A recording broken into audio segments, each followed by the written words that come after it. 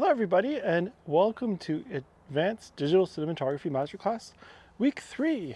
This is Week 3 exterior lighting techniques and time-lapse. So we're going to go over exterior cinematography, digital cinematography, and also look at time-lapse. And it's a great feature that can be done in the Blackmagic Pocket Cinema Camera 4K that is available through our partners. So again, thanks for joining us. We have this whole 4-week masterclass. We have a bunch more coming up. So check out our website tbmcs.ca. Sign up. We have July. We're about to post August workshops as well. So a great resource of tools to keep you going in the summer and ways to explore what you can do with our library partner equipment. And all the equipment we're demoing with for the cinematography class, the equipment itself, ND filters, time-lapse, all these things are something you can do directly with the equipment that you can take out through our library partners. So on that note, just want to thank all our partners in this project. So we have the Canada Council for the Arts, and then we have our library partners. So we have the Blue Mountains Public Library, we have the Collingwood Public Library, and the Wasaga Beach Public Library. Any kinds of, if you have any questions about the equipment or getting access to it, you need to do a proficiency test to access the camera itself. So in order to access this Blackmagic Pocket Cinema Camera, the 4K, you do an online proficiency test, and then you can go and take the equipment out, just like taking out a library book. So you get a library card, and it's available through the Blue Mountains Public Library and the Wasaga Beach Public Library. You can email me, tom@tbmcs.ca. If you have any questions, I'll put that up in the chat here. So just send me an email, tom@tbmcs.ca. Any questions about this workshop, about taking out equipment, accessing it, the proficiency test itself, anything like that, just send me an email. I'd be happy to go over that with you. So on that note, let's continue here with our advanced digital cinematography masterclass. So lots to talk about, but what we'll really be looking today is exterior lighting, just an overview of what that means. So I'm coming to you live from my production and editing studio, and just outside of the building, and I'm just under a tent, and we're going to look at what that means shortly. And exterior lighting. So, we think about exteriors as just being exteriors, but there is an aspect of doing lighting for it as well. And we're going to look at using ND filters and what that means, and then we'll look at some of the additional filters that are out there. So these are things that we don't have available directly through the library partners, but it might be filters that you can rent, or you might want to be interested in purchasing, or you might already own some if you're a photographer and you might want to incorporate them into your digital cinematography. So additional filters. Then we're going to look at adding reflected or additional lighting. Now, it might seem weird, but sometimes outside you need to add a bunch of lights. And you might have seen this, different, if you've ever been by a big film set, they'll have huge lights, 20,000 watt or 20K lights, and they're daylight balanced. So they're basically, some of the models are called sun rays, and they essentially are like sunlight. So they work just like a bunch of sunlight, and you can then point them as pieces of the sun. So you might see like 4 or 5 of them blasting onto a specific set for making a film, and that allows the filmmaking team to control, to keep constant daylight happening on a specific scene. So that way, if the sun's moving throughout the day, they can keep that consistency by adding light. So, that's the whole, it's kind of weird, but sometimes there's more light used in exteriors than there are interiors on some situations. But at the same time, we can quite easily and quite happily use, available light. And I think that's the beauty of exterior cinematography, is that it's finding the right situations, maybe manipulating it a little bit, but understanding where the right situation is, working with that. And then the other thing is time of day filming as well. So let's talk about a few things in terms of that. So exterior lighting, overview. How do we deal with exterior lighting? So one big important thing is to think about where the sun is from when you're doing exterior lighting. So right now it's a little after 11, so the sun's going to start to get pretty overhead.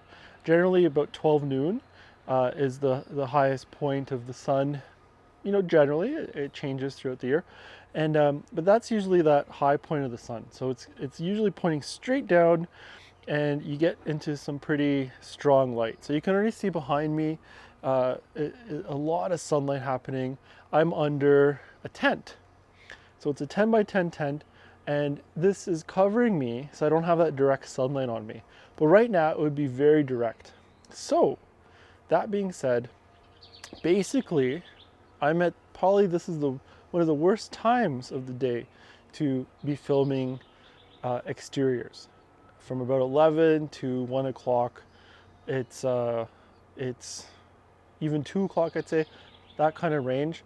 It's probably the worst time of day because of so much overhead pointing down light. Now, overhead light, as we've seen in our past workshops for digital cinematography, we're always looking to put lights diagonally and background lights and things like that. Overhead lighting is generally not ideal because it puts a lot of light down on a person. Here I'm getting some pretty good fill on my face just from reflected lights from the buildings. So I have a big bright beige wall here from my studio. It's bouncing back to me from that high sunlight that's just to the south of me. So I'm pointing north as I speak right now. So I got that south light there. So that can work. So that brings me to the next thing. So there's light positioning, then there's subject positioning. So I'm under cover, and I'm using this kind of bounce from the building to help fill in the light. Now, if the other way, if I didn't have something to cover me, I'd want to flip this around. So if you're scene or your subject that you're filming, it's best if it could face the sunlight. So use that sunlight if you have to have direct sunlight. So that's the first thing. Understand where your sunlight is going to be for filming. That kind of 11 to 1, 2 is usually the harshest and hardest light to deal with in terms of exterior cinematography. Next, think about where your subjects are and how to work them. So by moving them around, you can decide where that key light is. Remember, the key light now is the sunlight. So it's no longer just the big strong light we have in an interior, but it becomes the sunlight. So the key light becomes the sunlight. So where is that in proportion to it? If right now it's behind me, so if I was out from outside this tent to expose me, I'm gonna, there's a lot of shade here. There's trees and good canopy kind of covering us, so we're not in direct sunlight. But if I were to go into a direct sunlight spot, I'd be totally blown out right now. And then that brings us to the next thing, is then you need to start thinking about ND filters or neutral density filters to bring the light down and make the cameras within range. So time of day, really important. Where's your subject facing that key light, and how can you work with that? So you can use the same principles, 3-point lighting, play with lights where they are, or reflection, and we're going to get to that. And then the last thing, do you need to use an ND filter? So we've got to think about the range. The dynamic range of our digital cinema camera is the brightest to darkest spot that it can handle. So right now, as you're looking at me, we're still in dynamic range. Like, you can see me, there's probably a little bit of some blown out stuff there in the background, and that's out of the range a bit. So it's too bright, but it doesn't look bad. Like, it's still within a reasonable look, if you will. And then it can get a lot worse from there if it's too bright. So we're going to look at what do ND filters do and how can they work. So our cameras, Blackmagic Pocket Cinema cameras, they have a minimum ISO or light sensitivity of the sensor of 100. So that's still pretty bright for sunlight. Typically you want 50 or even less than that. So a lot of daylight film in the past, actual photochemical film, would be 50. 50D, 50 daylight, and you can still buy that. They still make that stock. So we're at 100, so we usually are too bright. Now, remember what we can do. So we can go to 100. We can then go to our f-stop and go to 22 to close it all the way down. But sometimes that isn't enough when it's really bright, like today. So this is a good day for demoing. When it's too bright, you have to go beyond just what the camera can do and the lens can do. And the other thing is we need the ND filter to help us if we want to keep a shallower depth of field. So you're looking at me through 100 ISO. I think that's a f8 I set it at, and it's still within range because I have this dark, tent canopy covering me to work in that manner. Okay, so I'm going to pop over to our Blackmagic camera. So this is the direct view of what it looks like. So here's a totally open. So at a 100 ISO, and we're totally open, and so it's reasonable. This is just looking at what lens I have here. I'm just going to cross over to the other side here. So this is the 16 millimeter. Just wanted to make sure. So you can see look how bright, and it's not a great looking image, right, when we're totally open like that. So then I can start to stop down, and so I'm just going to go over here on this side. So now if I go down to, where does it start to work nicely? So somewhere around there. So I'm at a 8 right there. So again, we're working with shadows, so that works pretty nice. But anywhere where there's like a direct sunlight spot, it's going to probably get a little bit too bright. Like you can see over here, right? Like this spot here, right? It starts to get a little bit too bright. So that's fine, and we can still work within range. So now let's point the camera at a spot that's like super, super bright. So let's find something that's really, really bright. Okay, so there we go. So that's totally blown out. And so we're gonna go down to kind of like that. So what happens is though, we're in a real big, just kind of looking at, so here's everything's in focus, right? So our depth of field is massive. It's all the way from, everything's in focus, right? Here to just all the way back, right? So that's an issue. So just as we were doing our interiors, we can use our trusty ND filters.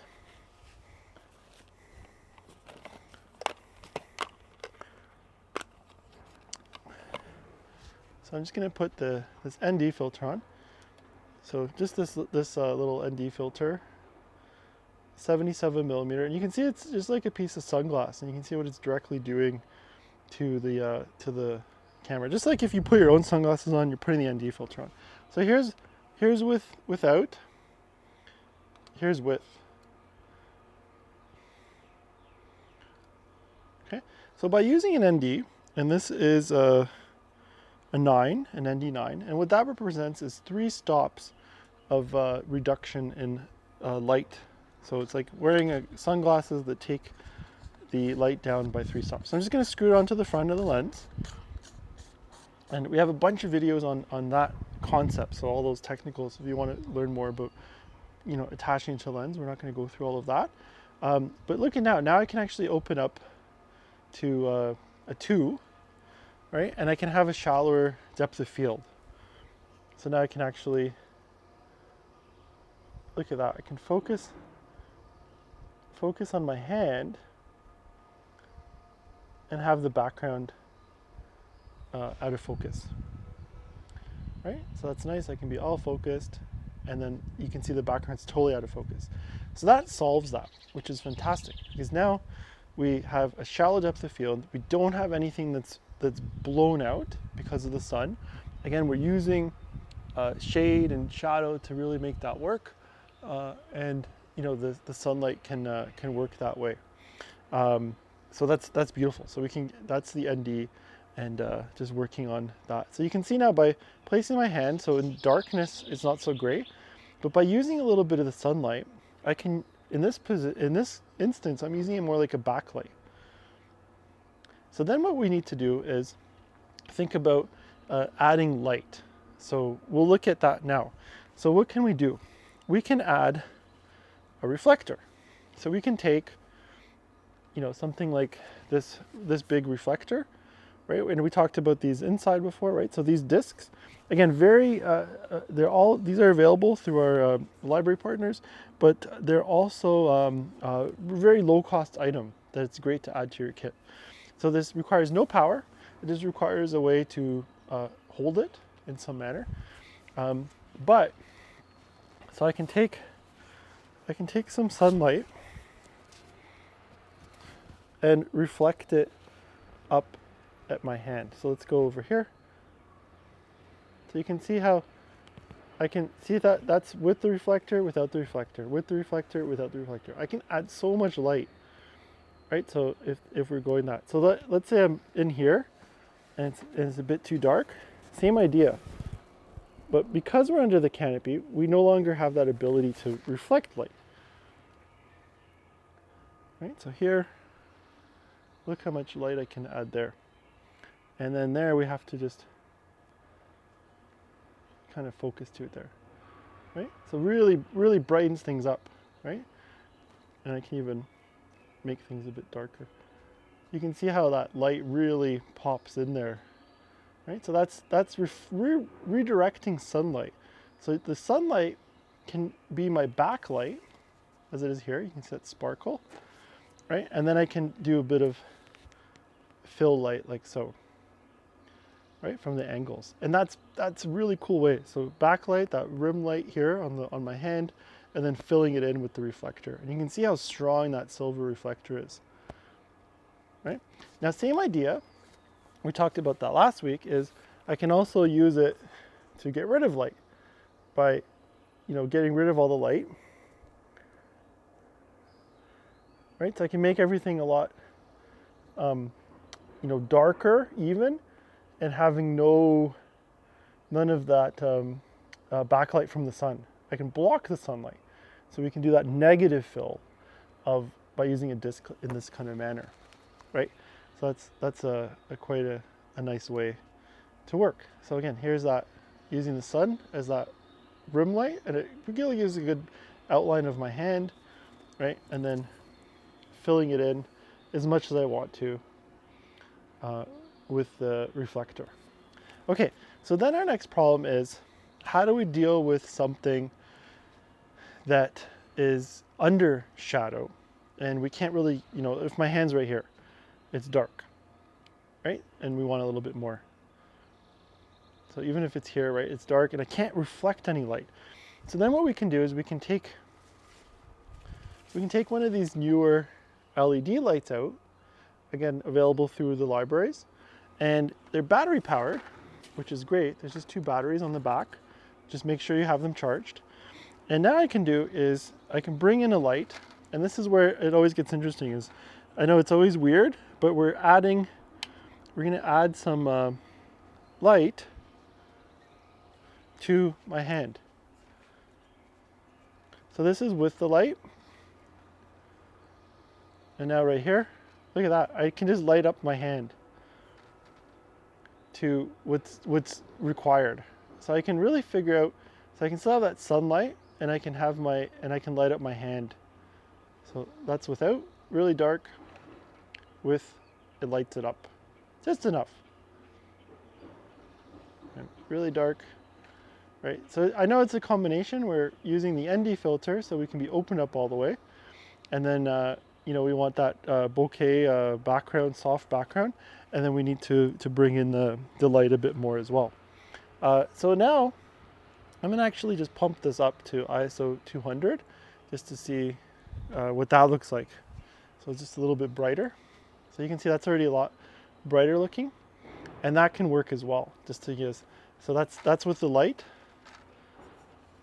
That's without the light. So a bit too dark, but just adding a little bit of light. And I think I have the bit of the yellow one. So here's just the daylight on. right? So we're just adding in a little bit of our own sunlight under the canopy that didn't exist before.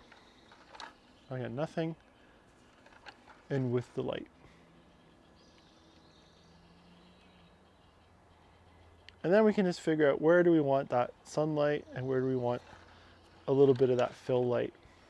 So this way we can add a little bit of fill, and we're using a battery powered light. So that's that great combination, the 1-2 punch of fill light and reflected light. Okay, so ND filter, so that's fantastic. So we can use the ND filter and work from there. So now let's look at some additional filters we can use as well. So another one that's really great, and many of you may have, you know, if you're doing photography, is the circular polarizer. So you can stack filters on top of each other, and you know, we can make it work in that manner. Just gonna put the ND on top here. You can see, so that's taken another 2 stops down. And now what I'm going to do is I just got to turn my ISO up a little bit more. So I'm just going to go right here to the ISO. Right, so I'm just going to ISO here. Make sure you guys can see it. So ISO, and I'm just going to bring it up to, let's go like 500. And that's always the fun part of seeing what that will look like. Okay, so there's that. I'm just going to focus into the background. Now the polarizer, what it does is it plays with the reflection of light, and it's not going to do too much right here, but you can see it's getting rid of the brightest spots on the green leaves. You see it gets a bit darker, right? So it's a polarizer, so it's polarizing the light, exactly like what it says. And now what's really fun is we can play with the sky. So watch this blue sky. It's going to darken this up a little bit. And these are usually really great for the water. But what it does is it's going to make the blue sky even more blue and take a little bit more like contrast. So right there, we're kind of a darker blue hue versus when I spin it open like so. There's more reflection on the leaves, and you can see that sky, especially on the right there. It goes a lot darker, right? And that's really always such an interesting element of what it can do. Okay, I'm just going to bring this camera forward a little bit,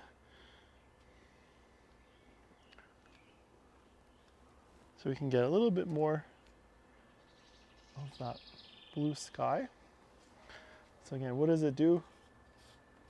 You can see there, see, like it's pretty all bright, especially on where the trees, you can see the contrast that starts to come into effect.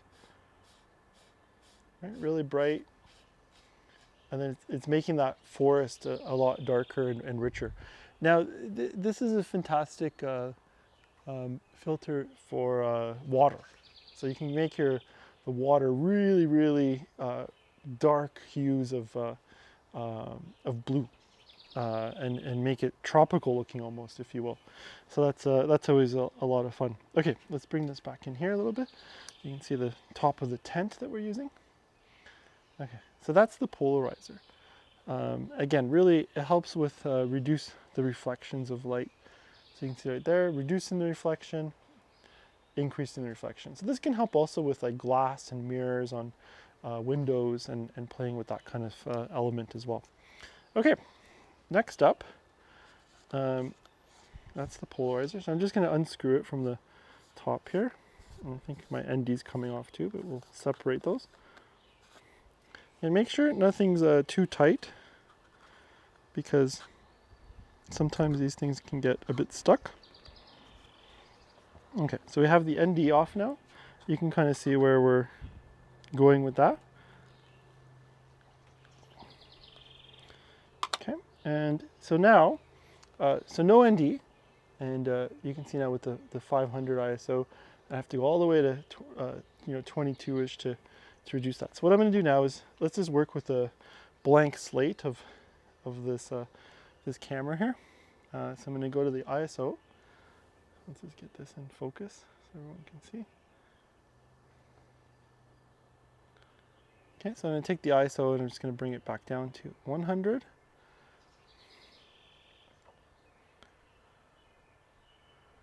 Okay, and there we go. Now we have a nice exposure. So let's look at some other available filters, what we can do with these. So we have something called a low contrast, and you know, just want to demo some of these ideas and the filters that are available out there.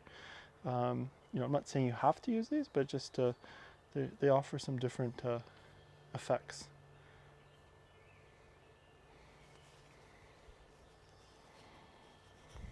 So this is a low con. So it's just I have these square filters. I'm just going to put them kind of in front. So here we go. This is with it, and this is without. So what it's doing is it's offering like a lower contrast of the image. Very, very subtle, but you can just see over the darker areas. It kind of makes them less contrasty. Again, without, with, without, with. Right? Really, really subtle filter. So low contrast, reducing the overall contrast. And that's really important, especially if you're using, I've used these before, mainly like if you're using like a DSLR or something that has, you know, you can't shoot like in a RAW mode.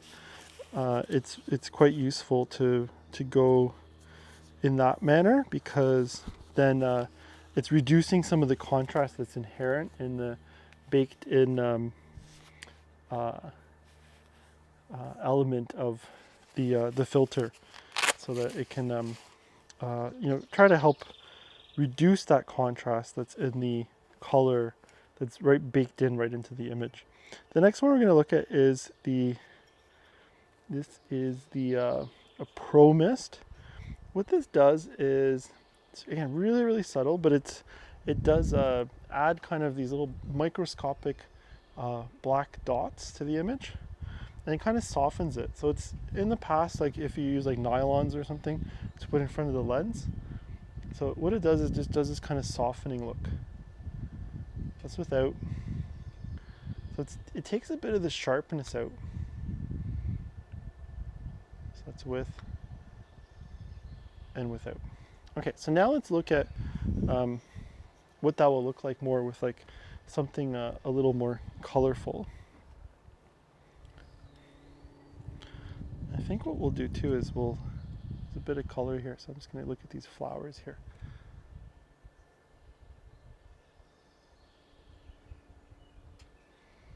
Okay, so there's the flowers.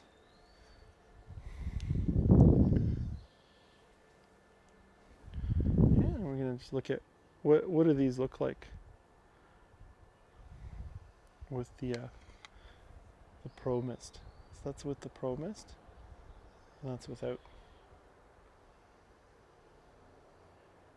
And very, very subtle. So it's a real, it's like a softening filter.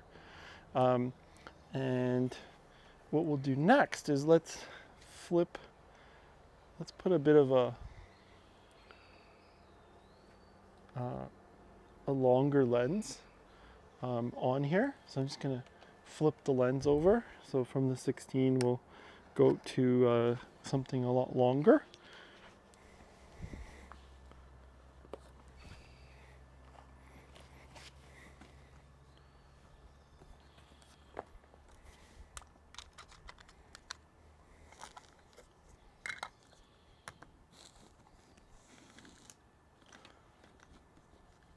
I'm going to put an 85 on. Let's use that just for the demo purposes here.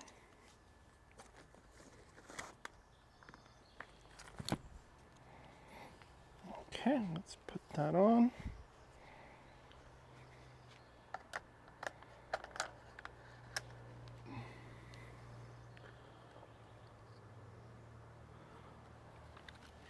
Okay, there we go. There's the 85. So I'm going to do a lot of a closer shot. So I just want to go to these red flowers here, and you can see how, again, how overexposed that is. A little bit here, there's the red. Just focus in on them.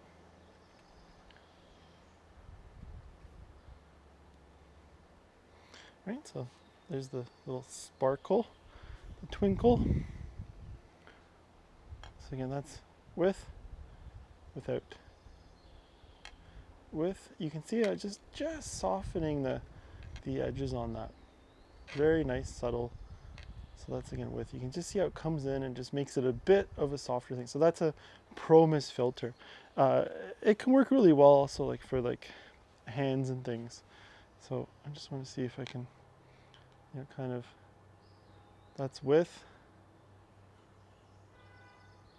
and without. With, it's just really softening that sharpness of digital cameras. Yeah, very, very subtle filter, but it's a great tool to try out. They're not too expensive. You know, $30–40 you can find ones like this. They'll be called different things, but the main thing is that you want to see that it has basically black dots on it for softening. Let's just go back to the low con now that we have the sun with a lot of contrast on our flowers here, and what that can do. So again, with the low con, without, and with.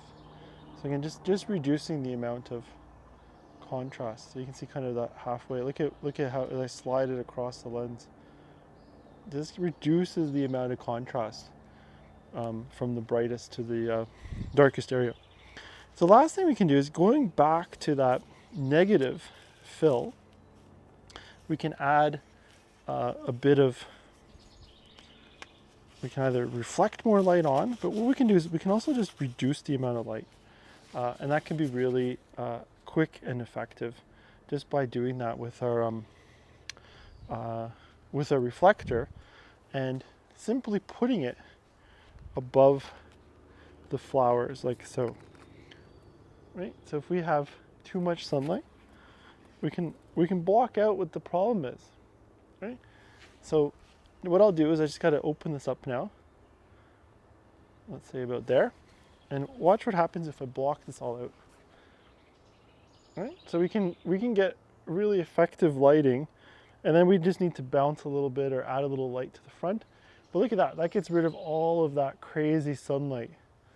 So just by putting this reflector as negative fill and putting in a shadow source, that can quickly help us achieve a bit of a better image when it comes to the exterior. So all those same techniques as we do with the interiors, we can also do with our exteriors. So again, just getting back to our image. Okay. So now, the last thing I want to show you guys is the time-lapse functions that we can do on the camera. So I just want to get this camera nice and close so you can see the menus.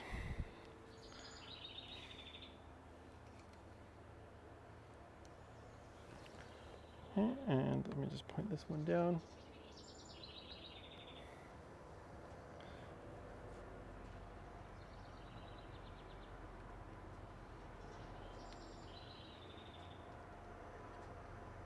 Okay, so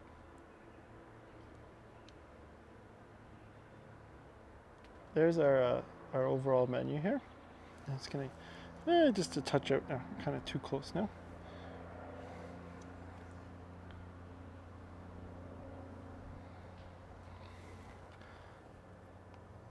There we go. That's going to do the trick. Okay, so we have our menus here. So what I want to do is look at the different settings that are available on the camera here. So to do time lapse, what we need to do is go to this mode right here, and we're going to go under record, which is that one right over there. I'm gonna hit this record button here, record, and it gives us some modes. So here's all our formats and all that kind of stuff. So now what we can do is, I'm gonna go one more over here, and the last mode goes into what's called time lapse. And you can simply turn it on, and then you decide how many frames you capture per second. So in this case, it's listed at 10 frames. So we turn the time lapse on, and then here we decide how many frames per second we're gonna do that at.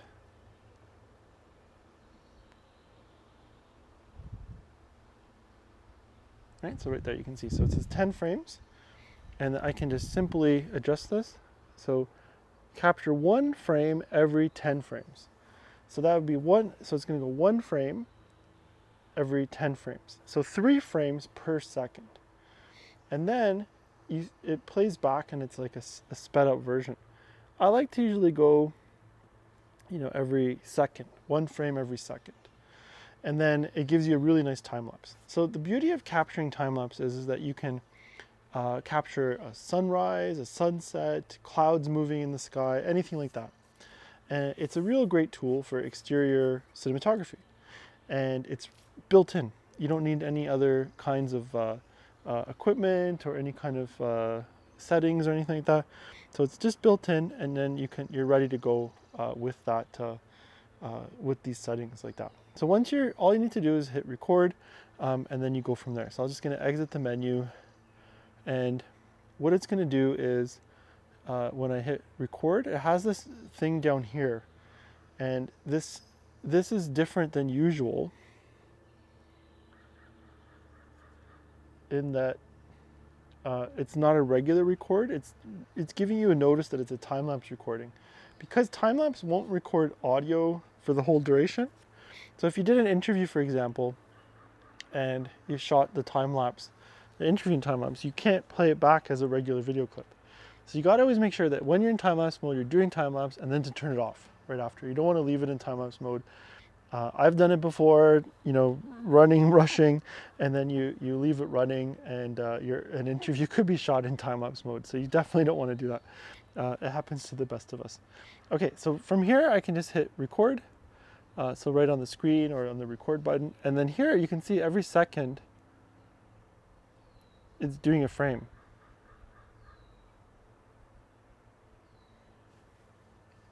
Okay, so let's get something that's a little bit, maybe something that's going to move a little bit.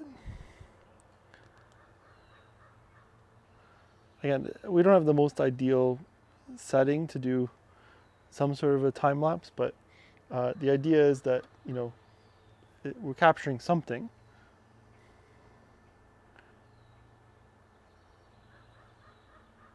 Let's see, maybe somewhere where we have a bit of leaf movement. So okay, so I'm going to hit just record. So now you can see what happens is it takes, so if I'm shooting 1 frame every 5 seconds or 1 second, right, it takes 24 seconds for me to capture 1 whole second, right? So 24 seconds to capture 1 second in playback. So it's like a 10-to-1 kind of ratio. So I like that 1 second every, 1 frame every second. So I kind of know I'm doing 24 frames. I'm doing 1 frame per second. So 24 frames take 24 seconds. So I'm compressing time 10-to-1. Okay, so far, just talking to you guys, we're gonna just be capturing 2 seconds. So you can see what we're doing is, if you film for an hour, you're filming about 10 minutes.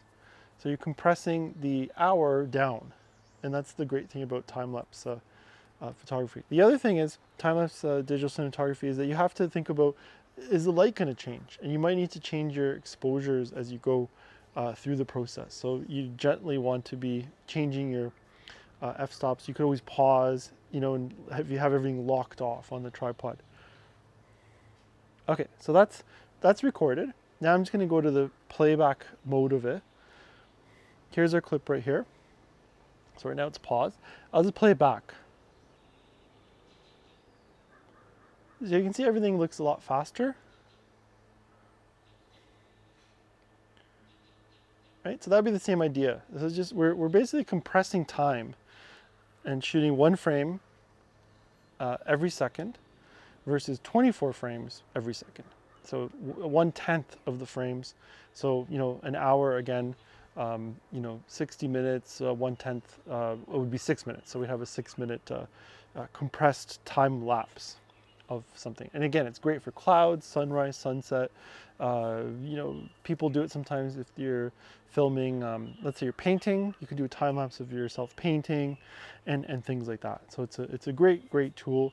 That's how you access it. So just kind of going back to where we access it, it's right here, right in the menu. You just go to the menu under record, go to the third one, and then we just turn the time lapse on, simply there, and then decide how many frames every second or 10 seconds and so on, and play around with that. I always recommend shooting more frames than less, because you can always make it even faster in editing, but you can't make it you can't really increase the amount of frames. So if you shot one frame every 10 seconds, you might miss some interesting details in a sunrise or sunset, for example. Again, remember, when you're done, simply turn it off, and then it goes back to the regular record mode. So it's back to the record button. It no longer has that stopwatch or clock on it in terms of what it's showing.